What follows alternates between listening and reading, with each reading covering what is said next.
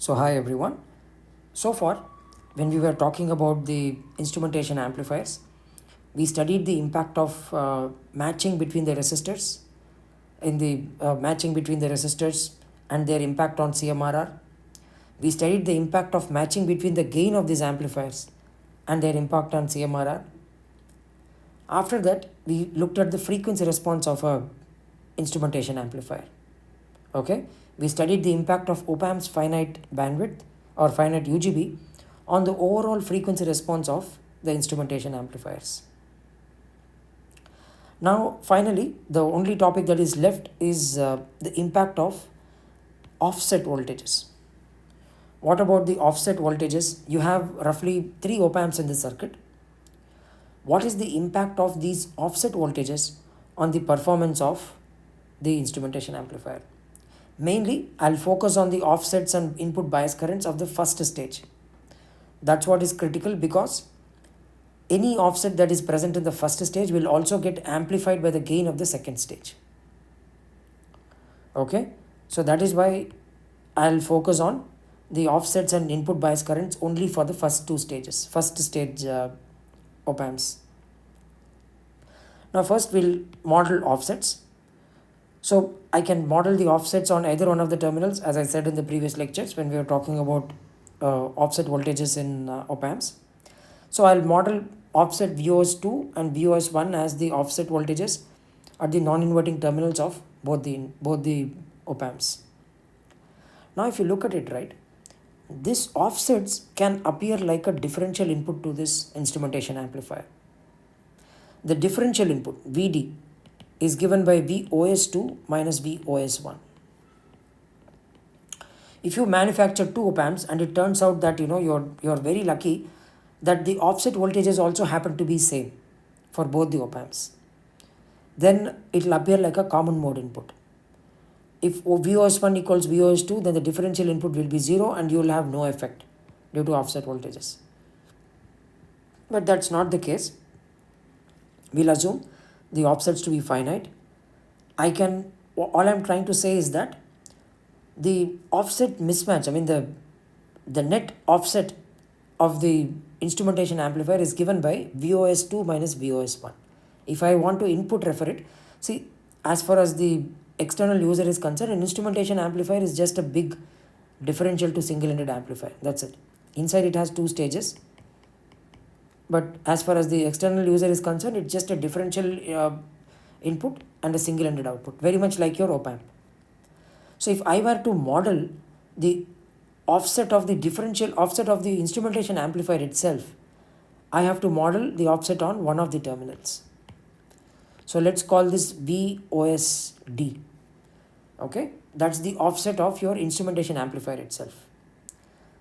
That's what I'm saying here. All I'm saying is that offset is equal to VOS2 minus VOS1. That's the differential input due to offset voltages.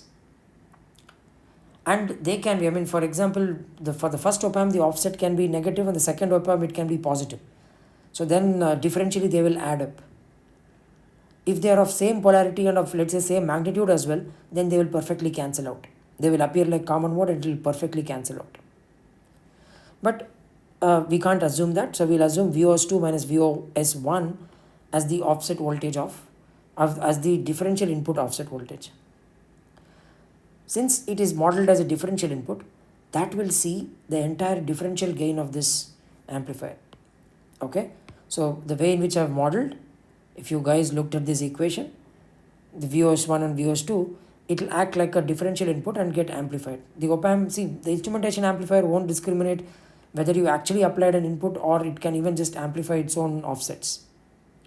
So that is given by VOS2 minus VOS1 is your input offset voltage, okay, of this instrumentation amplifier, multiplied by the gain of the instrumentation amplifier. That will be the output voltage here due to input offsets. The next thing that we need to include is the impact of input bias currents. So I'll assume input bias currents to be flowing into the inverting terminals. Non-inverting, anyways, they are flowing through a voltage source. So it will matter, the bias currents will matter if you consider, let me put it this way, if you assume that the source has a finite source resistance. Okay, if this, let's say this is Rs, and Rs is the source resistance. I'm applying a differential input, so this is Vd by 2 and minus Vd by 2. If the source has a finite source resistance, then the input bias currents will flow through that, and the net input that will appear at the input of your at one input of your instrumentation amplifier will be minus Vd by 2 minus, I will call this as 1 and 2, this is 1 and this is 2, so it will be Ib1 times Rs. In the second case, it's going to be Vd by 2 minus Ib2 times Rs. So the net differential, if we subtract these two, the differential input is going to be Vd, if this minus this, so Vd minus Ib2 minus Ib1 times Rs. That will be the differential input. So if I assume the input Vd to be 0, then I can assume that this signal Ib1 minus Ib2, so or minus of Ib2 minus Ib1 or Ib1 minus Ib2 times Rs will appear like a differential let me call it VBD. Okay, it will appear as a differential input due to the input bias currents.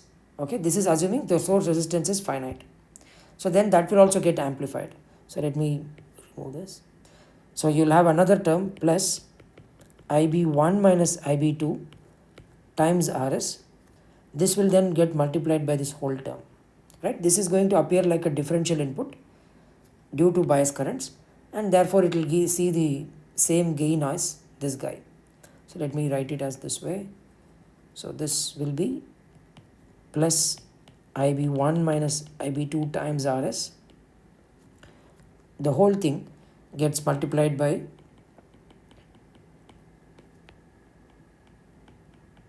this term. Okay, this is the output voltage due to input bias currents and the input offset voltage, the offset voltages of the input op amps. There is also another another path, that is you can have bias currents in the inverting terminals Ib minus. Now those bias currents will flow through Rf, and the bias current here will flow through Rf because, right, if you assume the op amp to be ideal, V plus will be this node voltage and this node voltage will be equal. So the resistor will not carry any current. Even if you assume that, see, we am going to use principle of superposition. So I'll assume every other source is 0. If every other source is 0, your non-inverting terminals are at ground. Therefore, inverting terminals will also be at ground. So this node will come to ground, this node will come to ground. So no current will flow through the resistor R. So any current that the op amp is drawing, so I'm showing the current in this circuit here, any current that the op amp is drawing due to bias, so this will be Ib minus, that current has to flow through Rf. Okay, so the voltage drop across Rf will be Ib1 times Rf. Similarly, in this case, the voltage drop across Rf will be Ib2, so it will flow in this direction. So I'll write it as Ib2 times Rf. Now if I want to find out VO2 minus VO1, that is nothing but the voltage, the sum of the voltages between these three resistors. Okay, so you can easily show that voltage will be given by, I'm going to write the final expression here. So that voltage will be Ib2 minus Ib1 times Rf.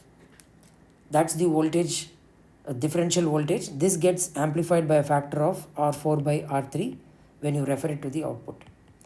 This is the differential output voltage at the subtractor's input multiplied by the subtractor gain. Okay, So this is what I've written, guys. Just to keep in mind, let me write this as plus and minus and minus. This is just to show that these are the currents at the positive non-inverting terminal, the input bias currents at the non-inverting terminal, and these two are the bias currents at the inverting terminal.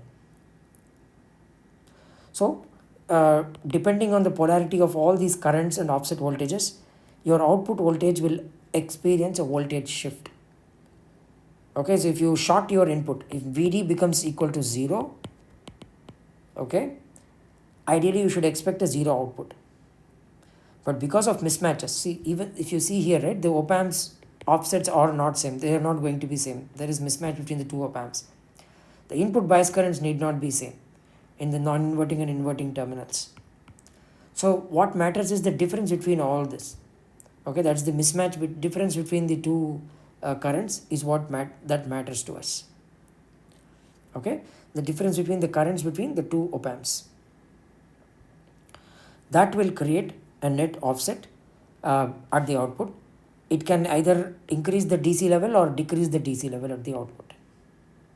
If you are designing it for very high gain, if the gain happens to be really high, G happens to be much greater than 1, offsets will also get amplified significantly. And therefore, to take care of offsets, one is that you can come up with some circuit techniques. The op amps itself are designed in such a way to cancel out these offsets, or we have to include some offset nulling circuits into this.